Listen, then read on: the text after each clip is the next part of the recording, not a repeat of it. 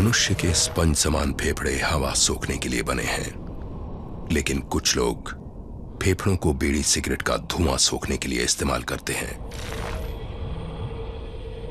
एक आम धूम्रपान करने वाले व्यक्ति के फेफड़ों को अगर आप निचोड़ कर देखें तो इतने। दोस्तों, हर मूवी से पहले दिखाए जाने वाले इस एड से हम सब वाकिफ तो है ही। हम सब जानते हैं कि ये धूम्रपान करना कितना खतरनाक होता है, लेकिन फिर भी स्मोकिंग उन लतों में है जो एक बार लग जाए तो छोड़ना काफ़ी मुश्किल हो जाती है। दोस्तों, आज मैं आपको बताने वाला हूँ कि स्मोकिंग करने से हमारा लंग्स डैमेज कैसे होता है। सिगरेट स्मोकिंग एक ऐसा आदत है जिससे इंसान की पूरी बॉडी भी डैमेज होती है, मगर हमारे बॉडी में सिगरेट स्मोकिंग की वजह से जो पार्ट सबसे ज़्यादा डैमेज होती है वो हमारे लंग्स है। कार्बन डाइऑक्साइड निकलकर एल्वियोलाई में जाता है, जहाँ से फिर बॉडी से हमारे लंग्स में मिलियंस ऑफ एयर सैक्स मौजूद होती है, जिन्हें एल्वियोलाई कहा जाता है। जब हम सांस अंदर लेते हैं तो एल्वियोलाई में मौजूद ऑक्सीजन एयर में से ब्लड में शामिल होती है, और जब हम सांस बाहर छोड़ते हैं तो ब्लड से बाहर निकाल देती है। एल्वियोलाई तक एयर को लाने और बाहर निकालने के लिए लंग्स में एयरवेज मौजूद होती है, जिन्हें ब्रोंकाई कहा जाता है। इन ब्रोंकाई की लाइनिंग म्यूकल प्रोड्यूसिंग सेल्स मौजूद होती है, जो म्यूकस प्रोड्यूस करते रहते हैं, जिसकी वजह से हम सांस लेते हैं तो एयर में मौजूद डस्ट पार्टिकल, माइक्रो ऑर्गन वगैरह म्यूकस से डैप हो जाते हैं। इसके साथ साथ ब्रोंकाई भी इंटरनल लाइनिंग की सेल्फ की सरफेस पर आर्टी प्रोजेक्शन यानी सिलिया भी मौजूद होते हैं। ये सिलिया डायरेक्शन मूवमेंट कर रहे होते हैं, जिसकी वजह से जो म्यूकस प्रोड्यूस होता है वो ऊपर की तरफ धकेला जाता है, ताकि म्यूकस के साथ जो डस्ट पार्टिकल्स और माइक्रो ऑर्गेनिज्म अटैच हुए हैं वो भी बॉडी से बाहर निकल पाए। जब ये म्यूकस हमारे ट्रेकिया के करीब पहुंचती है तो हम खांसी के जरिए इस म्यूकस को लंग से बाहर निकाल देते हैं, मगर जब हम ये स्मोकिंग करते हैं तो 700 से ज़्यादा हार्मफुल्स केमिकल हम अपने लंग्स में भेज रहे होते हैं। ये केमिकल्स हमारे ब्लड में शामिल होकर पूरे जिस्म को नुकसान तो करते ही हैं, मगर इसके साथ साथ लंग्स को पूरी तरह डैमेज करती है।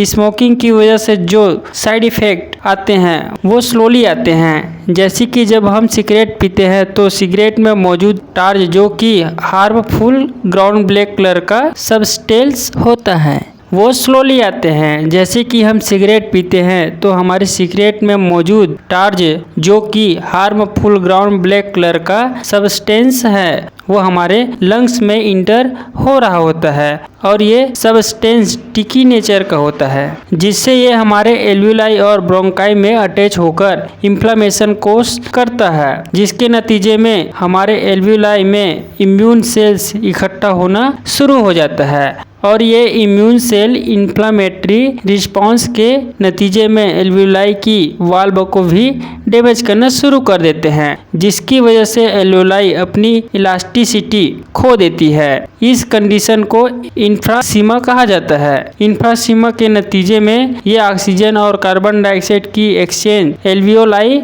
में अच्छे से नहीं हो पाती, जिसकी वजह से स्मोकर को थकावट, सांस लेने में कमी, विजिटिंग और चलते वक्त दम घुटने वाली सिम्टम्स जाहिर होती हैं। इसके साथ साथ स्मोकिंग की वजह से हमारे ब्रोंकाई में मौजूद सिलिया भी डैमेज होती है, जिसकी वजह से ब्रोंकाई के अंदर जो म्यूकस प्रोड्यूस हो रहा होता है वो अच्छे से बाहर नहीं निकल पाता, जिससे स्मोकर की चेस्ट भारी भारी सी लगती है। इस कंडीशन को क्रोनिक ब्रोंकाइटिस कहा जाता है। इस कंडीशन के नतीजे में स्मोकर को बार बार खांसी आती रहती है, मगर फिर भी म्यूकस लंग्स के बाहर नहीं निकल पाता।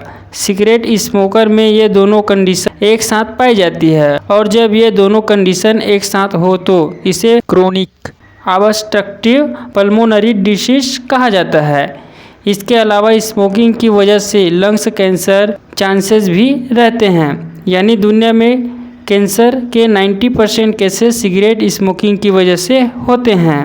और अगर आप अस्थमा की मरीज हैं तो स्मोकिंग अस्थमा को और घातक बनाता है। एक सर्वे के मुताबिक ये देखा गया कि वर्ल्ड में हर 1 से 5 में से एक डेड स्मोकिंग की वजह से हो रही है। इसलिए इस हैबिट से छुटकारा पाना बहुत ज़रूरी है। और वैसे तो स्मोकिंग के नतीजे में लंग्स पर जो इफ़ेक्ट पड़ते हैं वो अपरिवर्तनीय होते हैं, मगर फिर भी स्मोकिंग छोड़कर 20 से 30% अपने लंग्स को दोबारा रिकवर कर सकते हैं। तो दोस्तों आज का वीडियो कैसे लगा कमेंट करके ज़रूर बताएं।